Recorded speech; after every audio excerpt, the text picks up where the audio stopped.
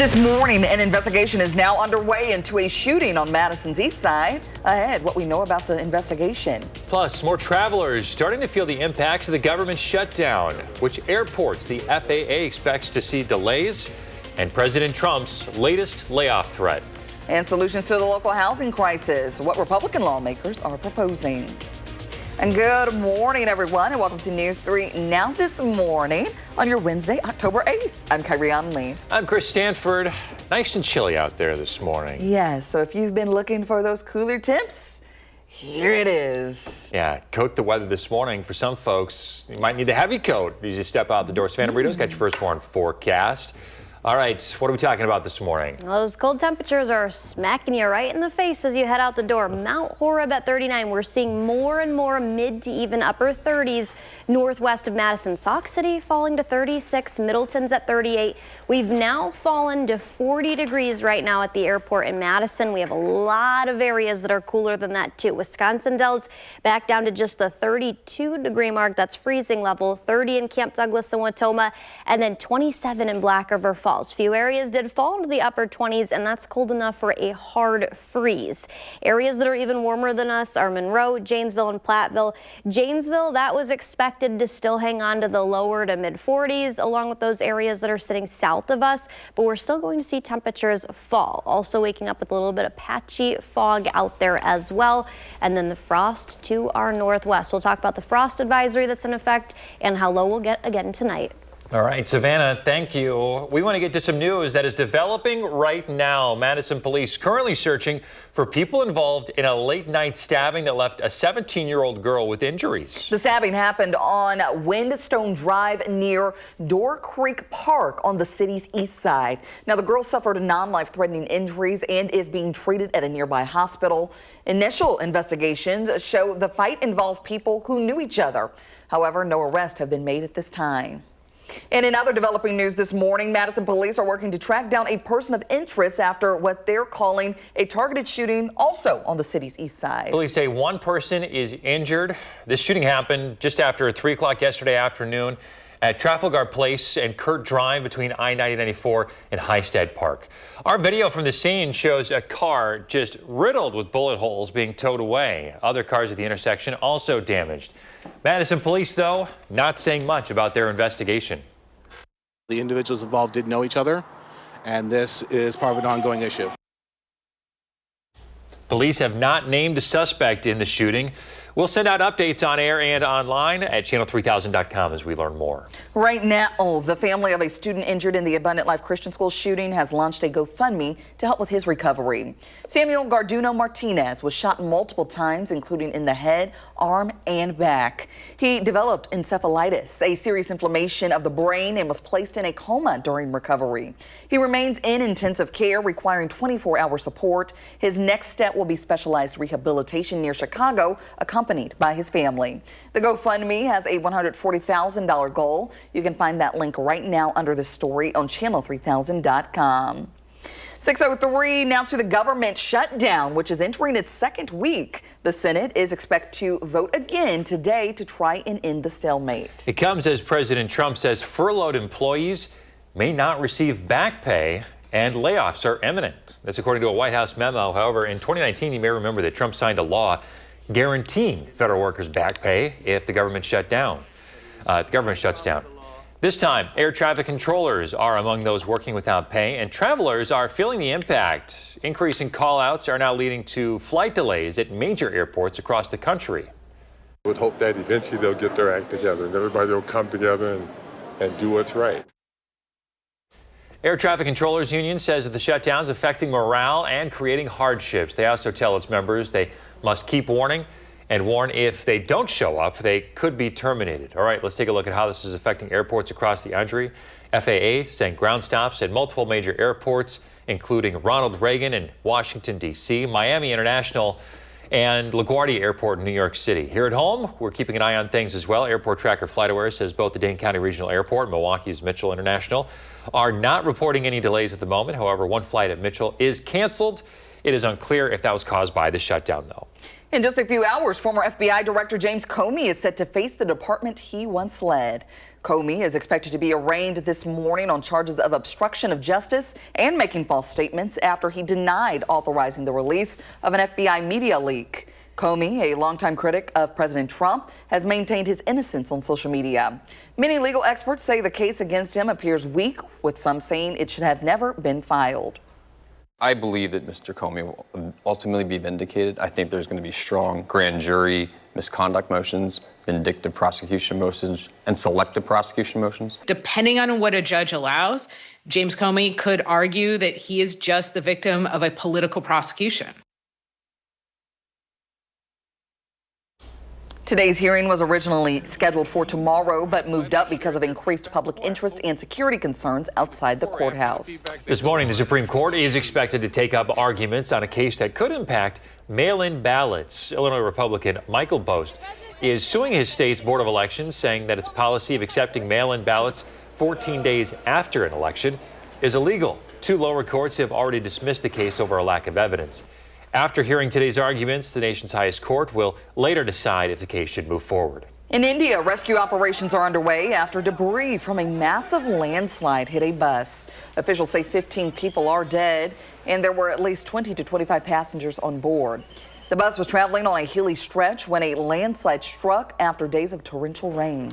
In Ecuador, 5 people in custody this morning after an assassination attempt on President Daniel Noboa. They attacked his convoy with rocks and gunfire. The president, though, did not suffer any injuries. The suspects face terrorism and attempted murder charges. It follows recent unrest over fuel subsidy cuts, leading to a state of emergency in 10 provinces. Here at the state capitol, we are talking about next year's fall election. We now know that Attorney General Josh Kaul will not be running for governor. Instead, he'll be seeking a third term. Kaul is nearly 3/4 of the way through his second term. In 2018, he defeated incumbent Republican Brad Schimmel. He also held off Republican Eric Toney in 2022. He tells News 3 Now why he wants to stay in office. There's a real opportunity right now for attorneys general to do a lot of important work. A lot of critical issues are being decided in the courts right now. Toney is expected to run again in the upcoming election. Now to continuing coverage of the housing crisis, and at the state capitol, they are trying to do something about it. A slate of bills is now centered on affordable housing, and Republican lawmakers are trying to get it through. The bills aim to boost the supply side, encouraging smaller lots, streamline regulations, and faster approval processes. At a news conference yesterday, Republican lawmakers said the effort brings together builders, realtors, and local governments to address the growing demand for affordable housing. The average age right now for first-time home buyers is about 39 years old. To buy a median-priced home, you need about $171,000 in income now. That's actually startling to me. So the homes that my parents were able to buy, my grandparents were able to buy, just aren't available anymore. We will keep tracking those bills through the Capitol. Also at this news conference yesterday, they talked about a bill aimed at cracking down on fraudulent service animal certifications. The proposed legislation seeks to clearly distinguish between trained service animals and emotional support animals, ensuring that only legitimate service animals are protected under the law. 6:08 this morning, the Louisville, Kentucky area is beginning to clean up after record rainfall triggered flash flood warnings across the city. Take a look at this video here. Roughly 4 inches soaked the city, causing at least one road to collapse and dozens of water-related emergency calls. So far, there has been no reports of any injuries. It's terrible to see what's happening there. Here, we're talking about some chilly temperatures this morning. Oh, yeah. I know I went back and forth I had to put the heavy jacket out for my kindergartner. So, yeah, it's looking like temperatures I don't want to see, Savannah. Yeah, I think you want to send those kiddos off with a jacket, maybe even a coat. I do think both. Yeah, exactly. Maybe the hat, even the little boots. Kyrie and I both got our boots on this morning. We do. It's 40 degrees right now at the airport in Madison. Not terrible, but check out all those areas that are down to blue. Black River Falls is at 27 this morning. Camp Douglas is at 30. So we've got a lot of areas that are sitting just about freezing level or even below that. And that's even more widespread across central and northern Wisconsin. We do have a frost advisory still in place north of Madison. That is set to expire at 9 in the morning, but then we could see temperatures fall very similar again tonight into early Thursday morning. We'll talk about the warm up that we do have our eyes on, though, coming up. Sounds good. 6:09 still ahead. We're checking in with Josh Sprider in the 608, who has given us a sneak preview of this year's Ghost Walk tours.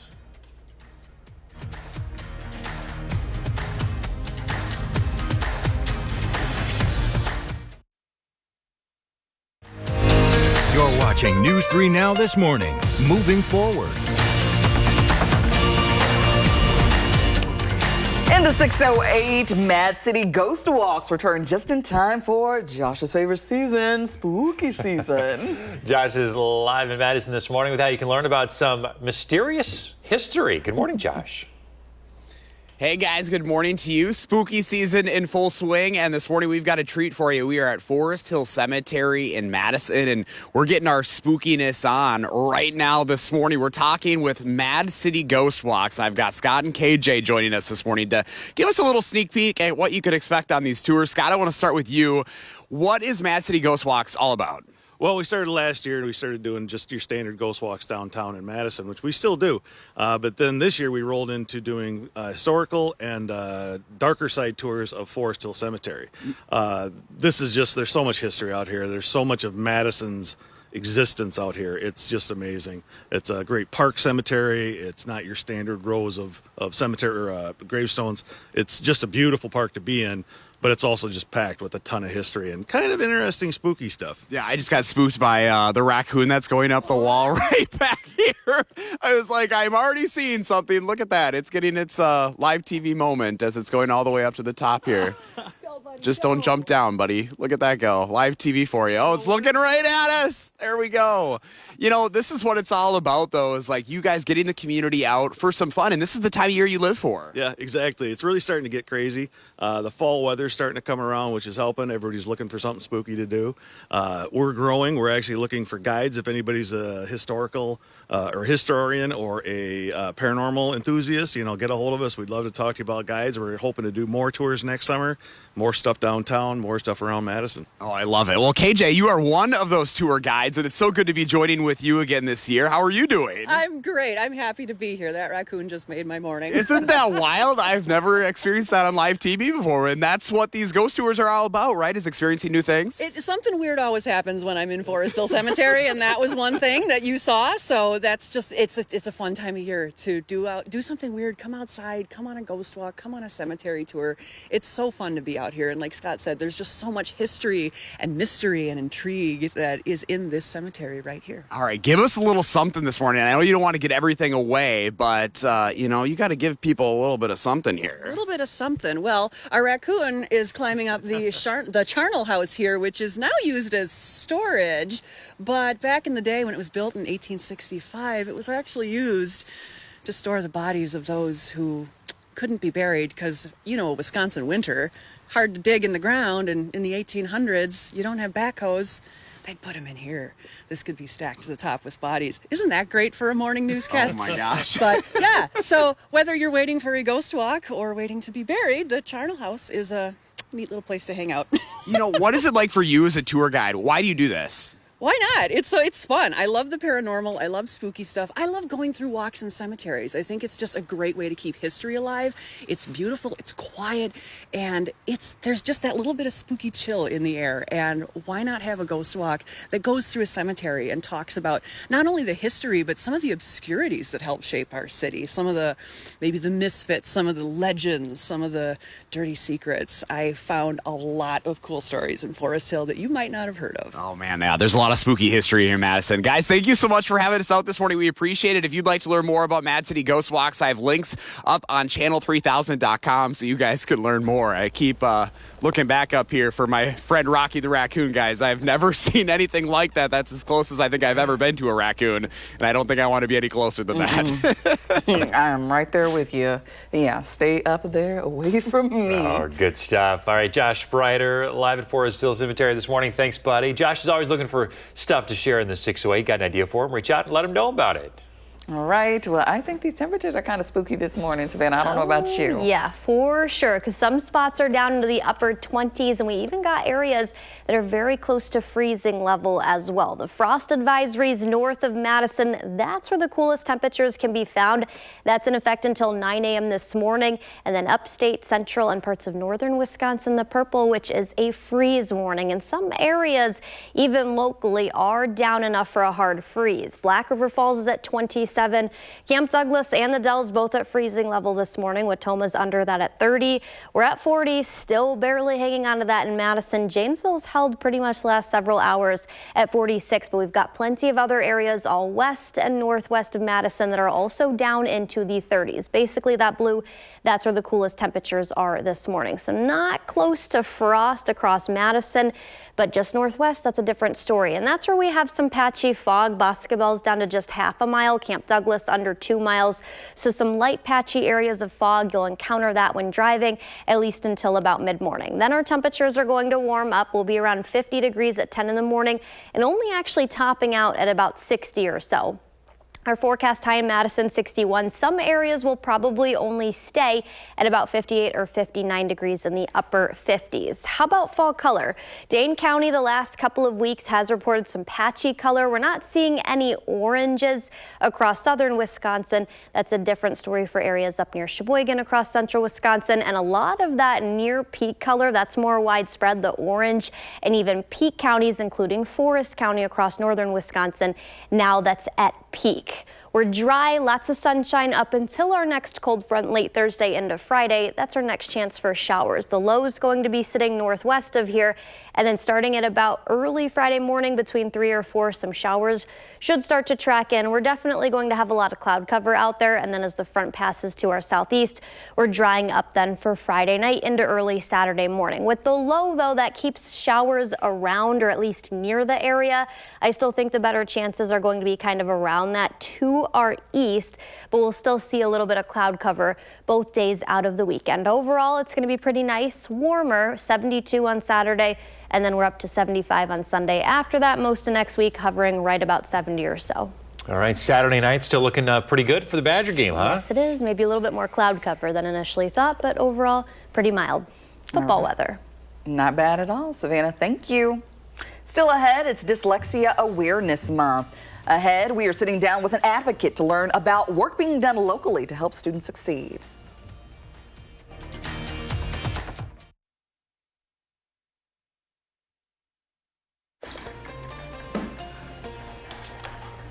Okay. You could definitely get your workout between sitting there and walking back and forth to your desk. Yeah, I don't get up much. I should probably get up more often. All right. Perfect. Okay, Priscilla, we've got about 3 minutes for this segment. She warned me. All right. You can look at camera 7. You can look at us. Okay. Thank you. Yeah. Good to have you in. Glad we worked out. I appreciate you waking up so early to join us. Yes, I usually don't get up till 7. Yeah, so a little bit earlier than normal, It's okay. I couldn't sleep last night. I was very excited. Oh, good. Can you watch your hair? Your hair will rub against the microphone a little bit if we're not careful. Thank you. Okay. Sorry. Thank you. Prepped her on some questions here regarding the press release they sent out. Perfect. Especially with this one. Yeah, the big one here. Well, 1 in 5, 20% are dyslexic, and we don't recognize it in the state. Yeah, we only have one bill on the table that's... How many are diagnosed?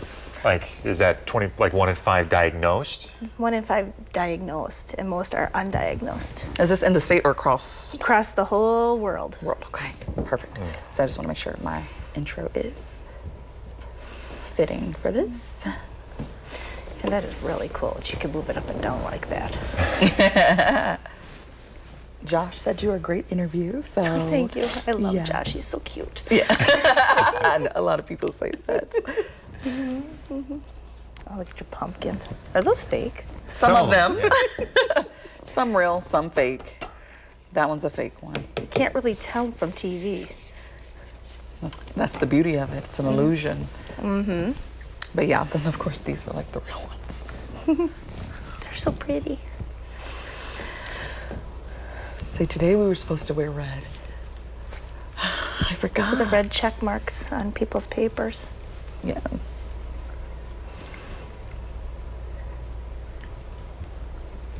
All right. It looks like they're getting you framed up here. We have 30 seconds until showtime.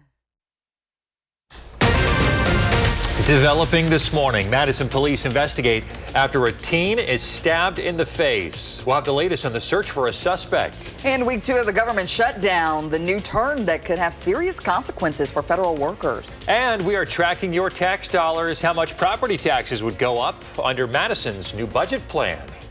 Good morning. Thanks for joining us. You're watching News 3 Now this morning on a Wednesday. I'm Chris Stanford. And I'm Kyrie Lee. Thanks for waking up with us this morning. If you're planning for your day, you might need a coat early on, then maybe the jacket later on. I know when I was trying to set out, some stuff for my kindergartner this morning, I was like, I set out both. It was hard. It was hard, right? Because we're starting off in that kind of in between. It's like, do you need the heavy coat? Do you need the light coat? Later, you're definitely not going to need it. This morning, Savannah is tracking those temperatures, which are, shall I say, refreshing. No. I don't know about that. Maybe in Madison, we're still at 40, but there are several areas both across Dane County and further to our northwest that are in the 30s. Middleton's at 37, Verona at 39, Sauk City's at 36. That's still not the coolest of the temperatures. The Dell's at freezing level 32, Watoma's at 30, and check out Black River Falls and Camp Douglas, both at 27 degrees. That is cool enough for a hard freeze. That frost advisory is to our north and northwest. That's in effect until 9 in the morning, and then we'll slowly start to see temperatures rise. It's not going to be that warm this afternoon. We're only looking at highs that reach about 60, but we will have the sunshine to go with it, and the sunshine will stick around the next few days. We'll talk about when our next chance of rain is and when we could see the 70s return. Savannah, thank you. Developing right now, Madison police are searching for people involved in a late-night stabbing that left a 17-year-old girl with injuries. Police say she suffered non-life-threatening injuries. In fact, she was stabbed in the face and was just released from the hospital moments ago. Initial investigations show the fight involved people who know each other. The stabbing happened on Windstone Drive near Door Creek Park. This is on Madison's east side, right at the end of Milwaukee Street.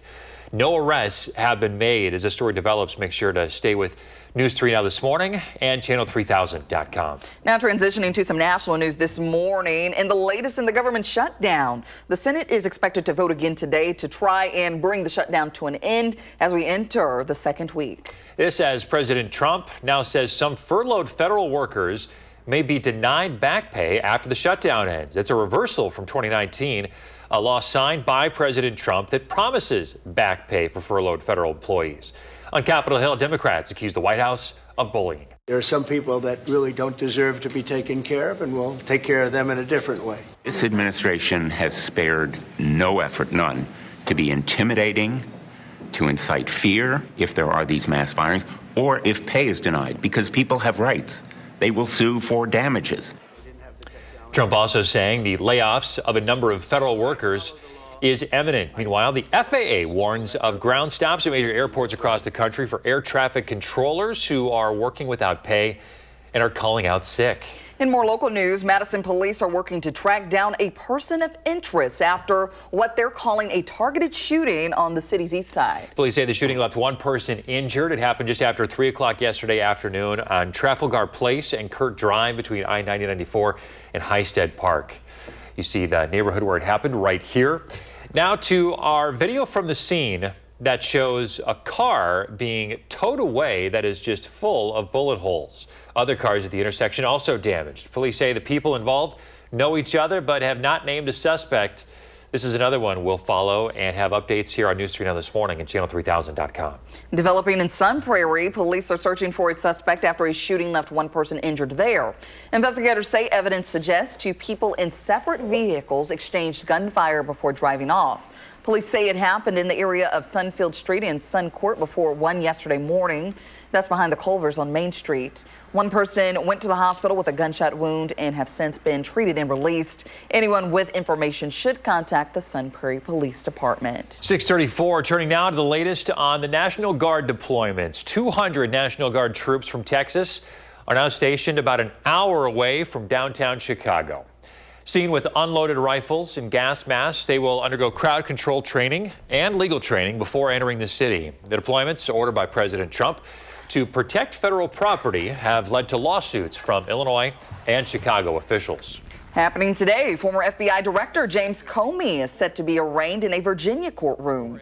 This follows his indictment on September 25th on charges of obstruction of a congressional proceeding and making a false statement to Congress, both linked to his 2020 testimony. Now to Madison's new budget plan. It would increase property taxes by an average of $30 a year. Mayor Satchel Rhodes-Conway says that's the smallest increase in 40 years. The operating budget totals just over $450 million. It asks agencies to make a 0.75% cut in spending and addresses critical staffing needs for the fire department in particular, which currently has ambulances at 9 of its 14 stations. The proposal adds a 10th ambulance and 9 new paramedics to handle an increasing number of calls. We had over 200 instances last year where we absolutely ran out of every last ambulance in the city. And what that means for our staff is that they are going on calls literally back to back all day long. Madison Fire Department's calls for service have doubled since 2005 as the city adds close to 5,000 new people each year. The budget increases city spending by about 5%. It includes a 3% raise for all city workers. You can find a full breakdown of the budget proposal at channel3000.com. The budget plan now goes through committee and then the Common Council, where a final vote's expected in January. The city of Madison will receive a $1.3 million loan from the DNR to clean up contamination near the former Oscar Mayer facility. This funding is part of the DNR's Ready for Reuse program. This will support cleanup efforts along Commercial Avenue and Huxley Street. The work is a key step forward in the Huxley Yard project, which plans to bring hundreds of affordable housing units for both families and seniors. Well, you may remember having to take a class like African American Studies or Race and Politics in order to graduate college. At UW-Madison, that's been the case since the 1970s. Now they could be going away after the UW system announced that they would try to make gen ed requirements the same across campuses to make transfers easier. That's under a new proposal called Wisconsin Act 15. A student representative on the campus-wide subcommittee that evaluates the ethnic studies requirements says they were all blindsided. Honestly, like we're in the dark a little bit, and there's not 100% clarity on what the status of ethnic studies on campus is going to look like in the future. Having a class talking about certain people groups that aren't necessarily like largely represented, I think it helps people feel a lot more seen. A spokesperson from the UW system says, and I'm quoting now, as part of the development of the new core general education requirements framework, universities will map their existing courses into 6 broad categories. This mapping process is undertaken by each university individually. UW-Madison has indicated that it has no plans to change its own course requirements. Those 6 courses, or categories rather, do not include ethnic studies. Homecoming week continues today for UW students and alumni. Tonight, PBS Wisconsin is hosting a free screening of Bucky, a new documentary celebrating the university's famed mascot. Attendees will get a sneak peek at an unreleased version of the film set to premiere December 2nd. The screening takes place tonight at the Marquee Cinema at 7. Plus, the Fill the Hill fundraiser kicks off tomorrow at 5 p.m. Savannah and Josh will be there live Friday morning with the latest updates. The Packers are at home this weekend against the Cincinnati Bengals. You can catch it right here on WISC-TV Sunday at 3:25. It also marks the start of CBS Premiere Week and our first warm weather special, Winter Ready. After the game, we'll have a special report on Madison's new vape ban. And then on Monday on News 3 Now This Morning, we'll have those Packers highlights. Let's take a live look now at Wrigley Field, where tonight the Brewers have a chance to close out their series against the Cubs.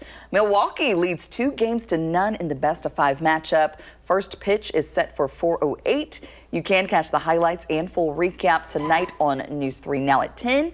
And again, right here on News 3 Now This Morning. All right, it's a time of year where baseball it can get chilly. I mean, Savannah, I take it tonight in Chicago, we're going to have some cool temperatures. Yeah, our forecast low is about the 30s, but I think Chicago probably will be sitting in the mid to upper 40s for that game time. So okay, it'll be a cold one, just not as cold as what we're waking up to right now. Right. I know I had to break out the boots and me too. The little, fleece little Yeah, pullover I got here. my thick socks on this morning. 40 right now, and that's not terrible considering temperatures to our north and northwest of Madison are down to the 30s, freezing level, and even a couple of spots, Camp Douglas and Black River Falls, that are below that in the 20s. We'll see a temperature of about 51 at 10 in the morning, and then top out later this afternoon around 3 p.m., just about 61. So it's going to be a few degrees below average today, but then we do have a warm up to talk about. Those details are a little bit later. Savannah, thank you. In the 608, we are going on a ghost walk. We'll check in with Josh Sprider, who's out at Forest Hill Cemetery with a preview of some of the tours.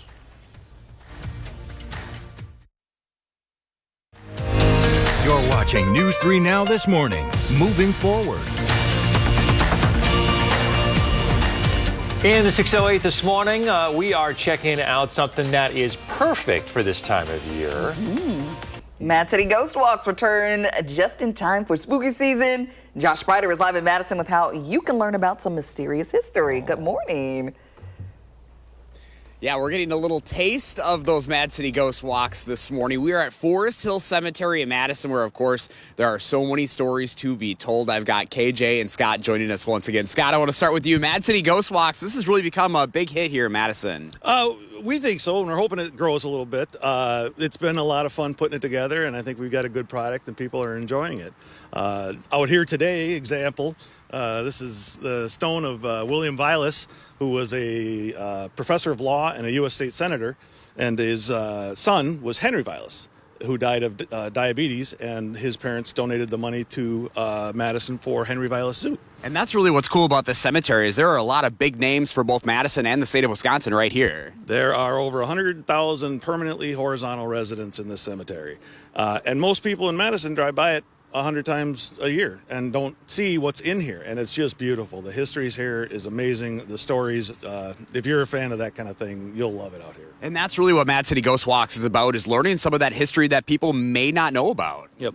I'm a big one of the history aspect of it, and that's where everything starts. But then from there, we go to the paranormal and the weird stuff, and that's where KJ just does such a great job. That's what's so fun about this, is there's just so much to learn, and you love this. You're all smiles. You've even got future ghost on your hat here this morning. I do. I'm a future ghost. I will haunt this cemetery. Now, I'm KJ, and I love to give these tours, whether it's downtown or here in the cemetery. It's a peaceful place. It's an interesting place, and I want to share that passion with anybody that's really into cemeteries, whether it's history, but a little bit more of the spooky side or some of the legends or the obscurities of Madison history. I have done a lot of research, we both have, into bringing those stories to the forefront and talking about them and going for a walk in this massive, beautiful cemetery. What's it like for you to be a tour guide and to be able to showcase that stuff to the public? It's a dream. I love it. I've walked through here much of my life in Madison, and just to be able to do the research and find out some of these stories of people that we don't normally hear about, researching some of the graves that have fallen over. I want to know who that person is. That's interesting to me too, because they helped shape Madison just as much as people with the bigger monuments too. So if you want to come down and take a tour with me, and I will be happily tell you all of those weird stories. Give us a little taste this morning, anything paranormal or weird where we're standing in this part of the cemetery. In this part of the cemetery? Well, not yet. There is a legend. I'm hoping she'll make an appearance. There is a lady in white that has been said to roam the cemetery in an 1800s gown, and she disappears when approached. And I have not seen her yet, but I am remaining optimistic. So maybe she'll make an appearance on a tour. You never know. You said you were even here last night just walking, getting the vibes. Yeah. This is a thing for you. This is a thing for me. It's a great place. It's just a good place to go on a walk. I mean, paranormal or not, you can just come walk through here. It's very quiet. It's very serene. There's lots of animals, as we saw earlier. And it's a great place to talk about good things, weird things, spooky things, come talk weird with me. Yeah, you just got to watch out for those raccoons. All right, so Scott, if people want their tickets, they can get them now. Yep, MadCityGhostWalks.com. You can check out the website. That's where you can book everything. We've got 2 tours going on right now, the darker side of Forest Hill, and we've got our standard ghost walk, the best damn ghost walk in Madison, downtown. Saturday nights, Friday nights, we've got all the dates on the calendar. But we cover a lot of the history and the paranormal of things that happen down around Fraternity Row and the lake and the bottom part of State Street. So just a ton of fun, a lot of fun to come out and do something like this in the fall. Well, thank you guys so much for having some fun with us this morning, and no raccoons for this live shot. So we're not yet. You never know. If you'd like to learn more, I have links to learn all of about what you need to know about Mad City Ghost Walks up right now on channel3000.com, guys. All right, fun stuff, the spooky stuff. Spooky season. Man, I can't. We've been saying spooky season like it's a drinking game here on News 2 Now this morning. Right, yeah. But no shots being taken in. That is for sure. All right, remember, Josh is always looking for inspiration to share in the 608. Reach out on social media if you had an idea that you'd like him to feature. All right, Savannah, you're up. What are people expecting? Well, not that great of news unless you like the cool down that we're experiencing this morning. We're at 40 right now in Madison, but some areas across northwestern Dane County are in the mid to upper 30s. The Dells only at 32 this morning. Camp Douglas and Black River Falls have been stuck at 27 for quite some time.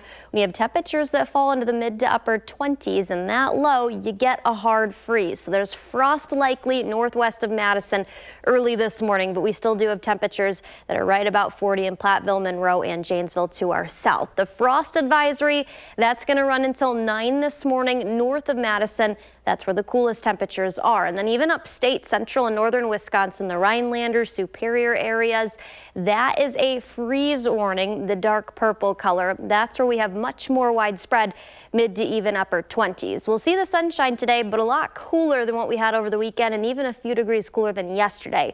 We'll actually be about 2 or 3 degrees below average, only reaching about 61 or so later this afternoon. A few areas might only see the upper 50s. We also have some patchy fog. Boscobel's down to a mile of visibility. Platteville's down to 7, Camp Douglas is at 4. So over the next about hour or two, just some light patchy fog on your commutes to work. We do have a warm up in sight though. This weekend, winds will be a little bit of a factor, not as breezy as last weekend. I think we'll see a little bit more cloud cover than what we had last weekend too. 72 on Saturday, and then we're all the way up to 75 on Sunday. So pretty nice weekend for any football games that are happening. The Badgers game Saturday night, the Packers game on Sunday. And I think we do have a cool down after that. Still above average, holding on to the mid 70s into Monday next week, and then the lower 70s hovering right about 70 or so through the majority of next week. Our nighttime temps also are going to be a lot warmer. Yes, we still fall to 38 tonight, but then we get back to overnight lows that are going to be well above freezing level, and even some in the 50s, flirting with the 60-degree mark Monday night. I'll take that.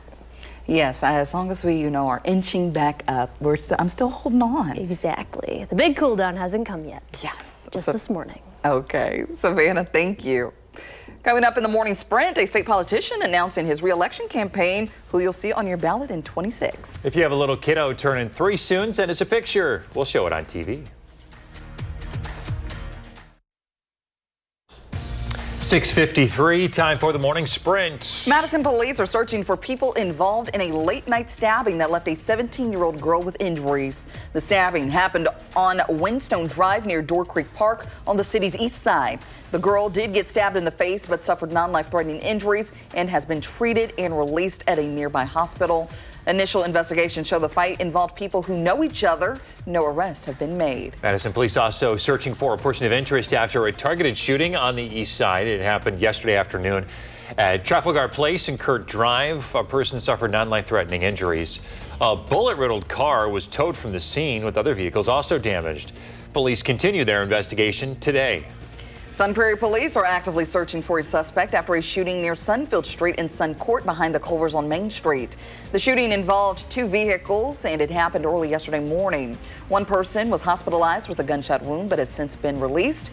If you have any information, please contact the Sun Prairie Police Department. Attorney General Josh Call not running for governor. Instead, he'll seek a 3rd term. He's nearly 3/4 of the way through his 2nd term. In 2018, he defeated incumbent Republican Brad Schimmel. He also held off a challenge from Republican Eric Toney in 2022. Toney expected to run again. The family of Samuel Garduno Martinez, injured in the Abundant Life Christian School shooting, has launched a GoFundMe for his recovery. Samuel, who was shot multiple times, is in intensive care with encephalitis and requires 24-hour support. He'll soon begin specialized rehabilitation near Chicago. The fundraising goal is $140,000. You can find the link to the GoFundMe on channel3000.com. The Senate expected to vote again today on measures aimed to bring the shutdown to an end. President Trump suggested that some of the federal workers currently furloughed could be denied back pay after the shutdown ends. The president also said that the layoffs of a number of federal workers is imminent if the shutdown does not end soon. And National Guard troops from Texas are in Chicago right now. CBS News has learned the troops could begin their assignments on Chicago city streets as soon as today. The state of Illinois and the city of Chicago have filed a lawsuit seeking to block the troop deployment. A live look at Wrigley Field this morning, where the Brewers will have a chance to close out their series against the Cubs tonight. Milwaukee leads 2-9 on a best-of-5 matchup. First pitch, 4:08 this afternoon. You can catch the highlights and a full recap tonight on News 3 Now at 10, and again tomorrow right here on News 3 Now this morning. Well, it's a chilly start for some. We've got the mid to upper 30s across far northwestern Dane County, still at 40 right now in Madison. But yeah, Black River Falls and Camp Douglas fell to 28. That's where they still stand. And we'll see 61 later with some sunshine. All right, at least things are warming up a little bit. Later, and then the weekend looks good. 70s are going to return. So all right. I'll take those temperatures. Yes, sounding like a good weekend ahead. Absolutely. Savannah, thank you. Let's see, CBS Mornings is coming up next. Our next newscast is coming up at noon, and you can find us streaming 24/7 on Channel 3000+. Have a great Wednesday.